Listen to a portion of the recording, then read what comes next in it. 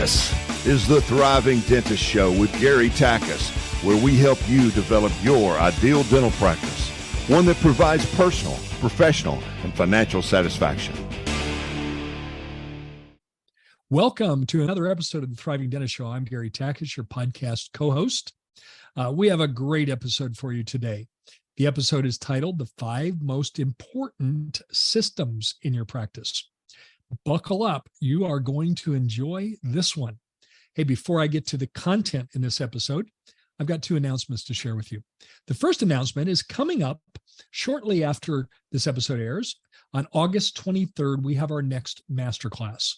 This masterclass on August 23rd is titled Mastering Dental Marketing in 2023 and Beyond.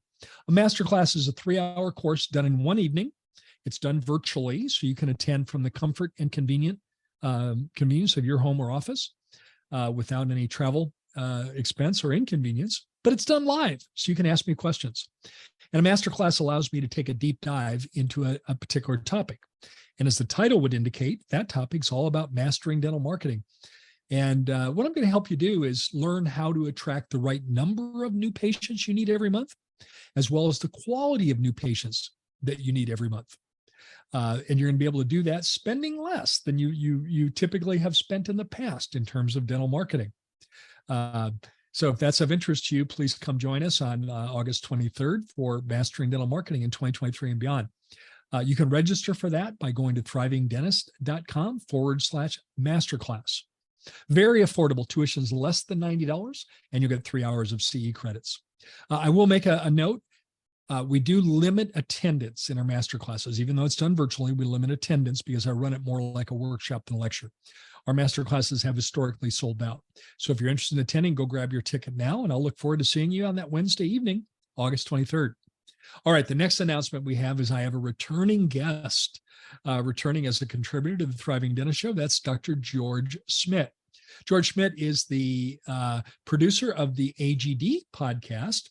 He has been a guest in the past on the Thriving Dentist Show, and we invited him back because he shares such useful information. And in this short segment, he's going to talk to you about his emphasis on systems in your practice for a really smooth, seamless patient experience. It's really a nice tie-in to the content in this podcast episode. So without any further ado, enjoy what Dr. George Schmidt has to say about using systems to create a seamless patient experience.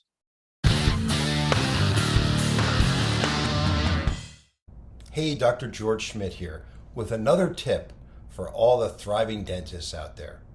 As Gary always says, dropping out of PPOs is the key to success. But we can't forget another key, and that's the need for seamless systems in the office to help manage your business and make and keep things running smoothly.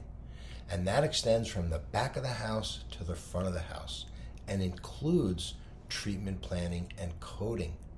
You need to effectively transmit to the front of the house what your treatment will be so that you can get properly compensated for all the hard work you're about to do. With implants, for instance, you've got to let them know what's involved. What are the codes and what's the sequence? If you place an implant, for instance, are you going to graft? Well, that code is different than if you're going to socket graft. Do you need a membrane? Are you extracting a tooth?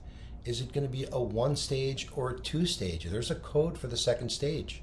Are you making a temp? Is it going to be a flipper, an Essex appliance? Maybe no temp at all. What about the restorative? Is it going to be cement retained, screw retained, stock abutment, custom abutment? Coding's all different, as we know, for these different procedures. And sometimes that can be confusing to your staff or your treatment coordinator. So for instance, as we all know, with the cement retained crown, we can have a stock abutment or a custom abutment, different codes.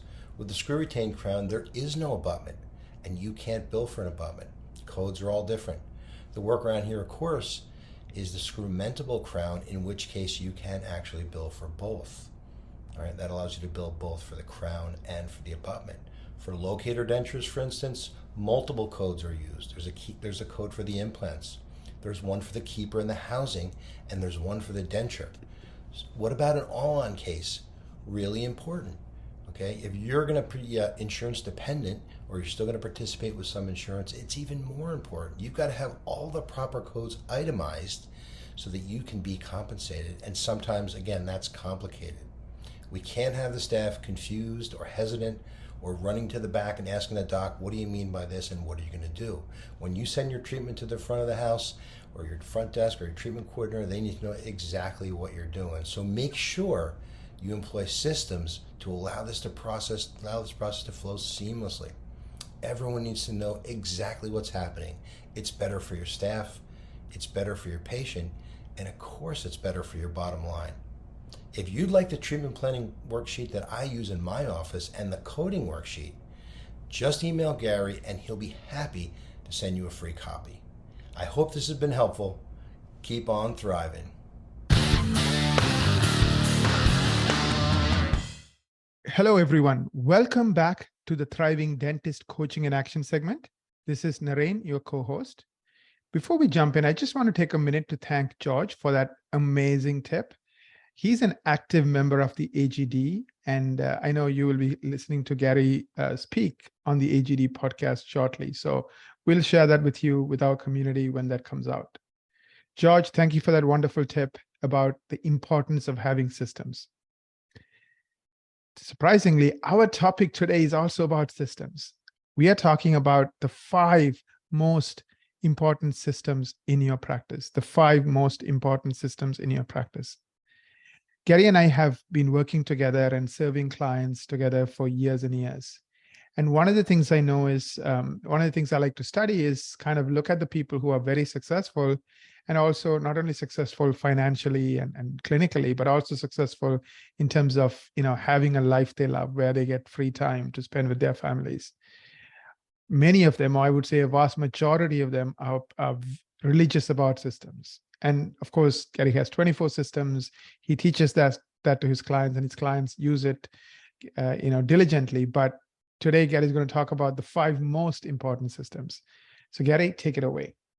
Yeah, Naren, it was a little bit problematic for me on this one because if you had to ask me, hey, which of your 24 systems are most important? I was like, well, Naren, they're all important. They all are important because they kind of work in a synchronized way where each one has a role in the success of the practice.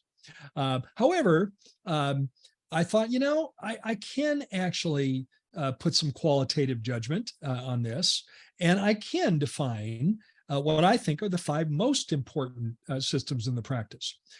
So while our entire, repertoire of systems include 24, and I think it's important to have all 24 in place, these would be five good ones to start with.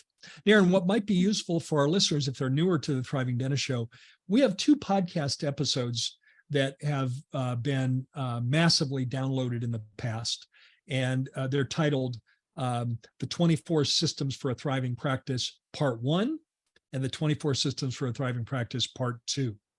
So in those episodes, I go through, the first one I go through systems 1 through 12, and the second one I go through systems 13 through 24. Naren, let's put a link in the show notes, and that way our listeners, if they're new to the Thriving Dentist Show, they can find the complete list and details around the 24 systems.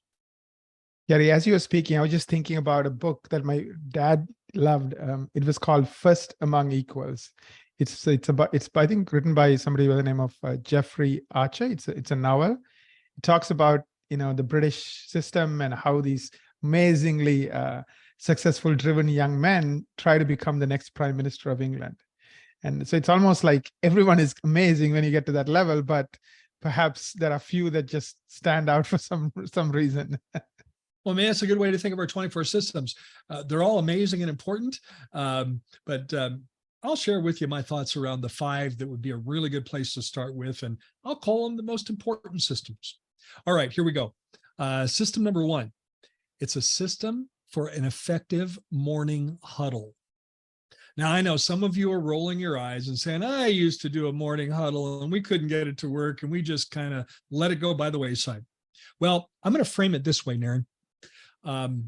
This is my 30 year in dentistry. I've made it my life's work to study world-class practices. And this is part of my daily routine, studying world-class practices. What do they do? What do they do? How can that be applied? How can that be adapted? And Aaron, in 43 years, I've met many world-class practices, and I've yet to meet a world-class practice that wasn't doing their format for an effective morning huddle. I've never seen that. Now, I have to use absolutes very carefully. Always and never have to be used carefully, because rarely is something always, or rarely is something never. But I have never seen a world-class practice that's getting world-class results not doing a morning huddle. Now, there's not one way to do a morning huddle. If you go back and listen to the podcast episode around the 24 systems, you'll hear me talk about a format for doing the morning huddle. There's not one way to do it. It can be adapted to suit your practice, but I'll give you some guidelines as you're designing your morning huddle. It needs to be no longer than 10 minutes, ideally 7. So there's a guideline. No longer than 10 minutes, ideally 7. Secondly, everybody needs to attend. Everybody needs to attend. You need your team to be present, because invariably Murphy's Law will kick in. If a team member isn't there, something will be talked about in the morning huddle they need to know about, and then they aren't in sync with what's happening during the day. So ideally, everyone should attend. There can be some exceptions to that, but ideally we'd like as many people as possible to be there. A third fundamental principle when you're designing your morning huddle is it should be more about the people you're seeing today than the processes you're doing today on those patients. It's more about the people that you're seeing than the process of what we're doing for procedures. And the fourth guideline that I would give you is it's all about identifying the bottlenecks in the day. You can see them clearly looking at the schedule. It's just, they'll be plain as can be. And you identify the bottlenecks and you figure out your way as a team to work through those bottlenecks so that we can maintain a smooth flowing day. And the last guideline that I say, a morning huddle needs to finish with some kind of intention to rally everyone together with some kind of intention about the day. And I happen to think that the very best way to do that is to finish the day. Imagine this, doctor. Imagine you have your schedule, being shown on a 60-inch flat screen monitor up on the, in your team room. You say, okay, everyone, I want everyone to look at the patients we're seeing today. And I want to hear nominations for this question I'm going to ask you. Whose life are we going to change today? And everyone take a look. Based on the people we're seeing today, whose life are we going to change today? Could be something we're doing clinically. Maybe we're going to seed a beautiful cosmetic case. Could be something we're doing behaviorally. Maybe we have a patient that needs some extra love and support because of some hardship they've been experiencing recently. Maybe it's going to be a celebration. Maybe we have a patient on our schedule today, and she's about to celebrate her 25th wedding anniversary. And we choose to celebrate that with her and really make a big deal about congratulations coming up. Or maybe we have a patient that just, competed in a local half marathon and they finished the race. And we're going to celebrate the fact that they finished the race. So finish that morning huddle by saying, guys, I want everyone to look up at the schedule, look at who we're seeing today, and let's nominate whose life are we going to change today? Now think about that, Naren. Most practices work about 200 days a year, on average. Yes. Business days, 4 days a week, about 50 weeks a year. And if you do that, and if you picked a patient every day of whose life you're going to change at the end of the year, you've impacted 200 patients' lives. Could that make a difference in your practice? 100%. I absolutely think so. Yeah, I think this particular tip has helped quite a few practices. I think a lot of people who get into dentistry, especially team members, get in because they want to change, make a difference, right? This kind of sets the tone every day. And it's almost like it makes them remind themselves why they do what they do. Yeah, very important. So on the 5 most important systems, I'm going to start with number 1, create a system for your own effective morning huddle. Number 2, we need a scheduling template for consistently productive days. Aaron, there's a massive difference between being busy and being productive. You can be busy where at the end of the day, you literally feel like a truck ran over you, but then you look at the day sheet and discover you didn't produce enough to cover the light bill. Or you can be productive. Busy and productive don't mean the same things. Right. And what happens in many practices, this isn't the intention, but somehow scheduling has degraded to this point. Scheduling is an exercise of just filling in names in blank spots in your schedule. Mm. And if you're filling in names in blank spots, you are not going to end up with consistently productive days. I think of consistently productive days as something that we engineer. It's something that's engineered. It's designed. And if you simply follow the design, you get the end result. So one of the things you could do, doctor, is determine how many blocks of what I like to call rock blocks. Rock is a slang term we use for productive appointment time. How many rock blocks do we need in your schedule every day? And if we fill those with the procedures that create more production in our practice, and you fill those first, you're now making big steps towards engineering more productive days. And so I would use blocks. I'd use a 48-hour release, meaning that if you haven't been able to schedule with something ideally 2 days before, then you can release it and schedule it with the most productive thing you could put in there. But it's going to mean that we're not going to leave blank holes in the practice. But by scheduling these rocks first, and here we are as this is being published in August of 2023, doctor, go through the rest of the year and put those rock blocks in every one of your work days for the rest of 2023. And then while you're at it, go out and put them into 2024. Now, you're not going to have any patients' names to go in those blocks yet, but you are going toward a big step towards engineering your days because you're putting those in first. Let your team members know what procedures can be put in the rocks. If they don't know that, then it might just degrade back to filling in blanks, filling the names in blanks. One more tip I'm going to have in terms of a scheduling template. It would be very useful for you to define a specific doctor scheduling coordinator in your practice. If you have multiple admin team members and everyone is scheduling, then very often you can have the situation, you've heard that slang phrase, too many cooks in the kitchen. Right. You can have too much chaos going on.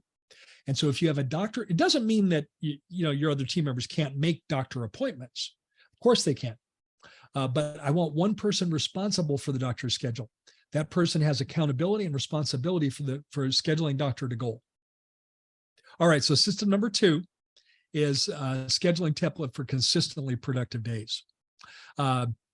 System number 3 in the 5 most important systems is a system to consistently get more Google reviews. More Google reviews. I hear you cheering in the background, Aaron. Google reviews are very important today. When someone's looking for a dentist, typically what they do is they do a Google search. And when someone's looking for a dentist, one of the first things they'll look at is not only the number of reviews that you have, but the average star rating in your reviews. The more reviews, the better. It's validation. It's like third-party validation. But I want you to have a system to consistently get more Google reviews. Now, I'm going to walk through in detail a 5-step system for you to get a high number of Google reviews. Here's that 5-step system. Number 1, have someone on your team show up to the morning huddle. I'm tying it back to the morning huddle again with the email addresses of everybody on your schedule today. Step 2, have that person highlight the email addresses that are Gmail addresses. Because while reviews on any review site could be useful, the granddaddy of review sites, of course, is Google. You want to get those reviews on Google, and they have to have a Gmail address to write a Google review. So now we have the names highlighted of people that we're seeing today, whether it be doctor or hygiene, that have a Gmail address. Step 3 in this system is look at every one of those names and identify people that you flat out know that are highlighted, that you flat out know would write you a 5-star review. When in doubt, don't ask them. Step 4 is once we have them, maybe you have 5 people today. I'm just making up numbers for an example, Naren. Maybe you have 5 people today that have a Gmail address, and 4 of them, beyond a shadow of the doubt, will write you a 5-star review. Then we're going to assign a specific team member to ask that patient for a review. And we're going to, kind of do that organically. Hey, who would like to ask Linda? Who would like to ask Bob? Who'd like to ask Rachel? Could be the hygienist, could be their assistant, could be the doctor. It could be an administrative team member that has a connection with the patient. And step 5 is we're going to print out, it's about a 5x8 card. We're going to print out a card that has the instructions on how to write a Google review. And we're going to say something like this. If I was your hygienist, Naren, and you're one of the people that we identified to ask to write a review, we're going to say, Naren, I sure love seeing you in my practice. By the way, you are right on time for your hygiene appointment. I wish all my patients were as committed to their health as you are. But Naren, we love seeing new patients as well. We want to help as many people as possible have great oral health. Would you do me a favor and write us a Google review when you get a chance? And then I said, Naren, I went ahead and took the liberty of printing out this little cheat sheet with instructions. Hey, thanks in advance. We sure appreciate it. And now Naren's going to take that and typically put it in his pocket. Later in the day, when he reaches into his pocket, he's going to see that card. It's going to remind him to do a Google review for you. Now, Naren, I meant to ask you to do this while I was talking about the system, but could you pull up on Google My Business and tell me, as of today, how many Google reviews LifeSmiles has? I will pull it up. As of this very moment. While he's looking, Doctor, I really want you to get behind this third recommended system in the 5 most important systems. It'll make a big difference in your practice. 1,077 Google reviews. 5 so stars. 1,077. What's the average 5-star rating? It is 5 stars. The average is 5 stars. It's 5 stars. Yes. 1,077. Guys, the way we got 1,077 reviews is what I just described to you, is that system. Go for it. You can do the same thing. And to piggyback on Gary's point, I know the stats because, I look at it every month with my team. LifeSmiles gets around 120 new patient calls every month. Of course, it used to be 30, 40, and over 6 years, it kept growing. All of it comes from organic marketing, which is SEO and Google reviews, Google Maps. And Google Maps is becoming a bigger and bigger portion of how LifeSmiles gets these 120 new patient calls. So one of the stats we look at is, Google My Business. So every single month, we can find out through Google My Business dashboard how many people are seeing that profile, what keywords they're using, and how many phone calls are coming up every month, along with how many driving directions are coming up.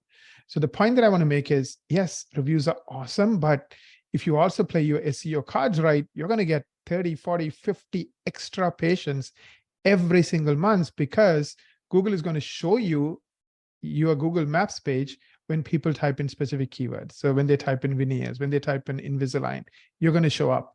And that's going to start increasing your new patient flow as well. So it's technical, so you need some help with this, but it's really, really powerful. Really good point, Naren, for sure. All right, the fourth in our 5 most important systems is a system for your new patient experience. A system for your new patient experience. I really want you to give some thought and design a new patient experience that will allow you to attract patients that once they come to your practice, they literally become patients for life. One of the best ways to think about the outcome that you're looking for as you're designing a new patient experience is a quote by the famed poet Maya Angelou. And what Maya Angelou so famously said, she said, people will forget what you said, people will forget what you did, but people will never forget the way you made them feel. Design your new patient experience around that concept in that quote. All right, the 5th system. It's a system to use digital photos for patient education. This is a subsystem within the new patient experience. But the simple reason why that one is so important is we've all heard that phrase, a picture is worth 1,000 words. Well, you can talk and talk and talk till you're blue in the face with the patient. And some people will get more value out of that than others. Or we can show them photos of their teeth. And I'm not talking about intraoral photos here. I'm talking about digital photos. We take those with the digital camera. The 6 photos I recommend taking are the 6 photos that Dr. Frank Spear calls his 6 photos for patient education. The first one's a head and shoulders photo. The second was a close-up retracted view. The third and fourth, we borrowed from our friends, the orthodontists, an upper occlusal view and a lower occlusal view. You're not actually taking a picture of the teeth in those photos. You're taking a picture of the reflection of the teeth in the mirror. And then the fifth and sixth photos are a right buccal corridor photo where the patient holds a retractor and you point the camera 45 degrees down the buccal corridor. And then the last photo, sixth photo, is the left buccal corridor. And then we're going to display those photos on a tablet as opposed to a monitor because it makes it more interactive. They can zoom in and they can really make it more of a interactive experience, by looking at those photos. Well, those are the 5 most important systems, in my opinion, of the 24. Let me recount those again, and then we've got some great questions coming up in the Q&A segment. System number 1, it's a system for an effective morning huddle. Number 2, a scheduling template for consistently productive days. Number 3, a system to consistently get more Google reviews. Number 4, a system for your new patient experience. And number 5, a system to use digital photos for patient education.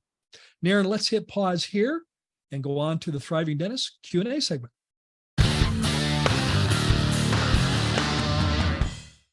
Welcome back to the Thriving Dentist Q&A segment. Once again, it's Naren, your co-host. Gary, I have 4 questions for you. The first question I have for you is, I have done a morning huddle in the past. However, we stopped doing them. Any tips to get my team on board with morning huddles? The number of times I've heard that very same comments in the beginning of that question is innumerable. I've heard that many, many, many, many times. There's lots of reasons why offices kind of give up on the morning huddle. But my tips would be that let your team members know that we're going to figure out how to do the morning huddle in a way that works for our practice. So maybe you could share the guidelines with your team. A lot of times morning huddles will fail because team members don't see it as productive. They see it as a waste of time. And Naren, if I want to get the team involved in making changes in the practice, one of the best ways to do that is help make the change their idea, get their input. And so maybe the first step to get your team involved in this would be, hey guys, we used to do a morning huddle. We got away from it. And I want to revisit a morning huddle for our practice. And I want your help. I want your input. I need your help. How can we design a 7-minute meeting to start our day that will be as productive as possible? And here's some guidelines I think we could use. You could share the guidelines that I shared in the Coaching in Action segment. And now get your team members to start to think about it and make suggestions. Get them invested in doing. If someone says, hey, I think we should do this, and you apply that information, they're more likely to be compliant because they're invested in the suggestions that they made. But let them know you're not going to give up on this. You're going to stay at it until you get it right. And let them know that one of the outcomes, begin with the end in mind, is so we can have smooth running days, so we can finish the day on time. Do you think your team members would appreciate that goal of finishing the day on time? Absolutely, Gary. And I think even the tip you shared about, how to, change someone's life today, that kind of motivates them, right? So after a while, they get used to having that energy when they finish that morning huddle and they look forward to it. It's something that kind of, it's almost like not a burden anymore. It's something that they look forward to. Same thing with troubleshooting the day, troubleshooting those bottlenecks. Typically when those bottlenecks occurs and we haven't talked about, you've got team members running around hectically, trying to figure it out. And instead, if we talk about it ahead of time, it's going to mean that we work our way smoothly through those bottlenecks and not have that kind of chaotic experience that we've had in the past. And I think all of those will result in a more enjoyable work day for your team. Hey, and talk to them about that. Say, hey, one of the goals I have, I'm using your voice, doctor. One of the goals I have here is to have a more enjoyable work day for you guys, for you. And I think the morning huddle will help us get there. Well, there's some tips on how to, jumpstart, restart morning huddle and stick with it for sure. Thank you, Gary. Let me ask you question number 2. I truly feel that my scheduling format is random, where my team members simply fill in names in open slots. Where do I even begin to engineer a better scheduling template? Well, doctor, you've got massive company in that the vast majority of dental practices, scheduling is nothing more than putting names in a blank spot.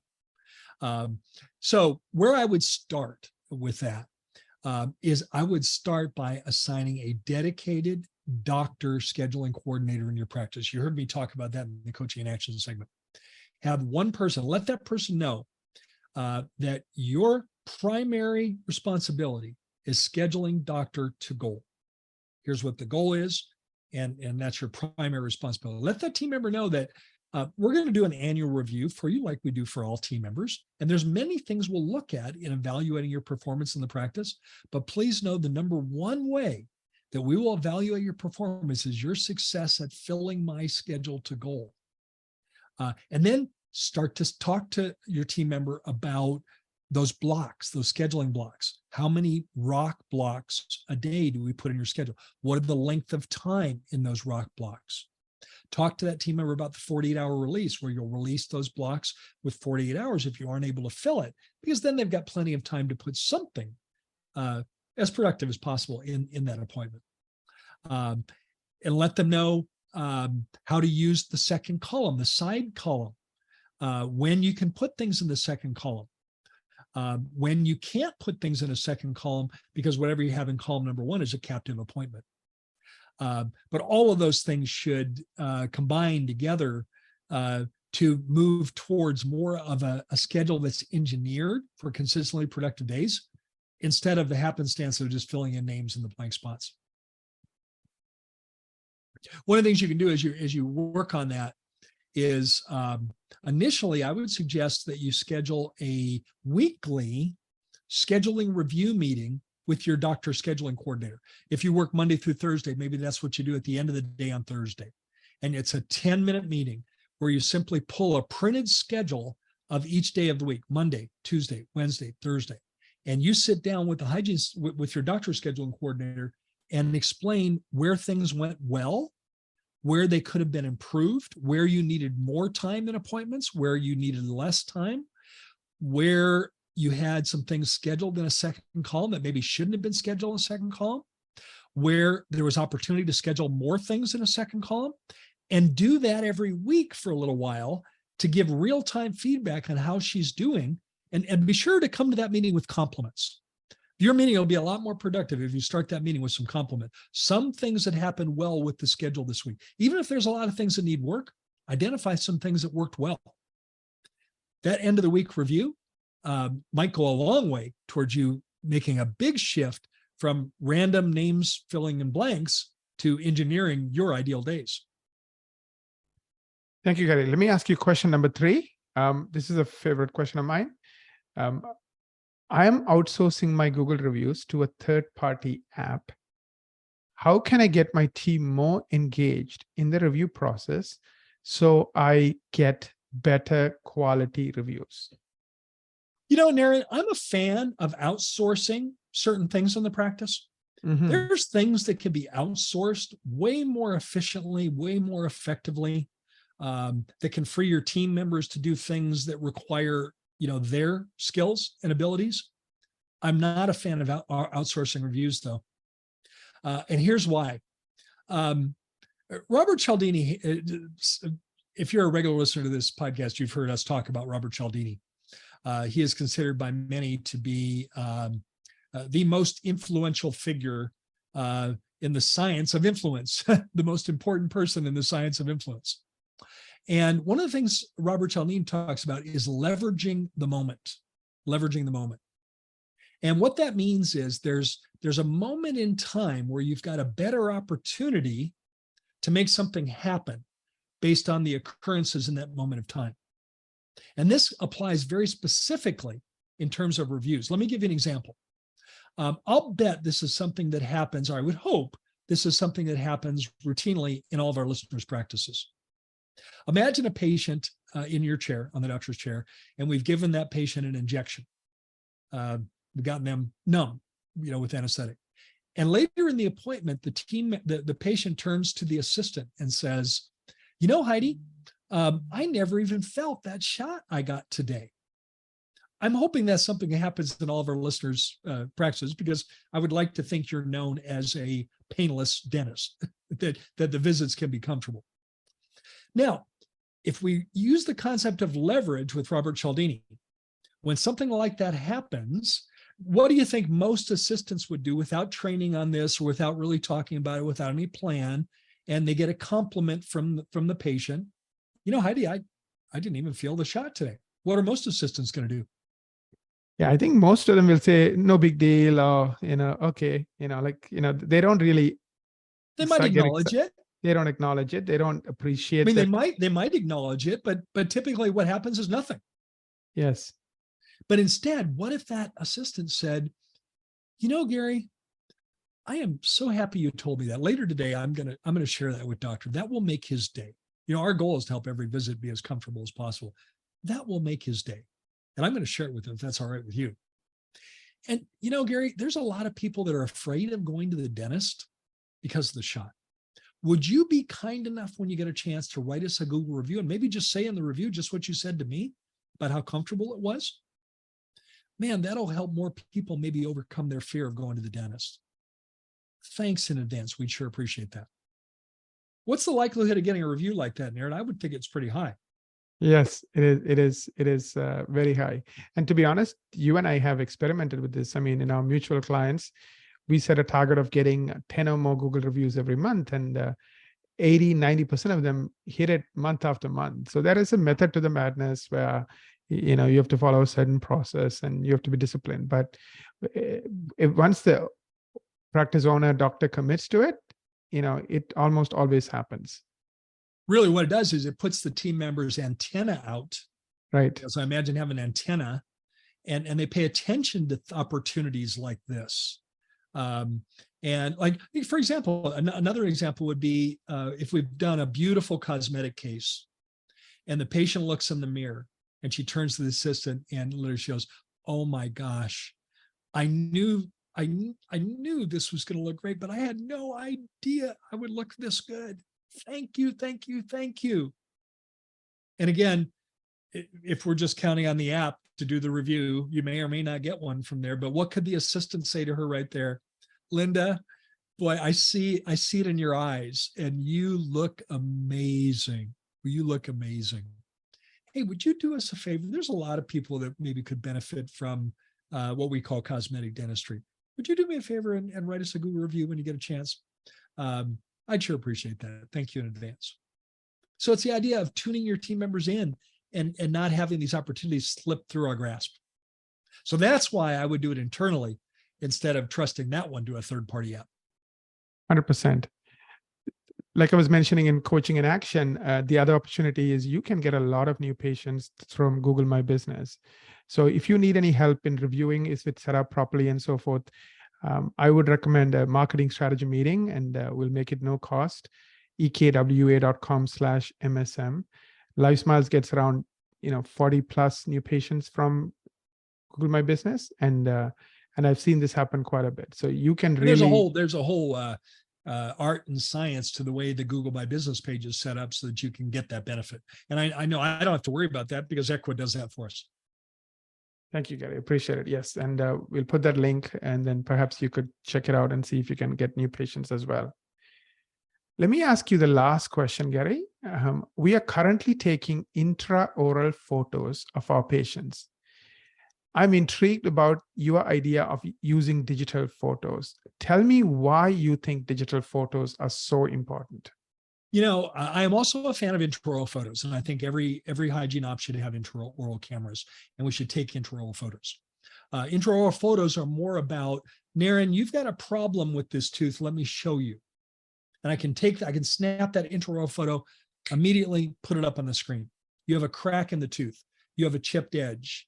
You have a filling that looks like it's failing. Let me show you. Now, the digital photos are not so much about you have a tooth that has a problem. It's all about showcasing your smile. Most people aren't happy with their smile. So now when we take the digital photos, they now see their teeth in a way they've never seen before. What's everyone's favorite topic, Mary? Me. Themselves. Yes. And when they see their teeth, and they can zoom in, if we're putting them on a tablet, they can zoom into infinity, get the iPad Pro, that 12.9-inch diagonal measurement iPad. They can zoom into infinity. Then all of a sudden it's like, hey, I can't ignore this. It's just, it's in my face. I can't ignore this.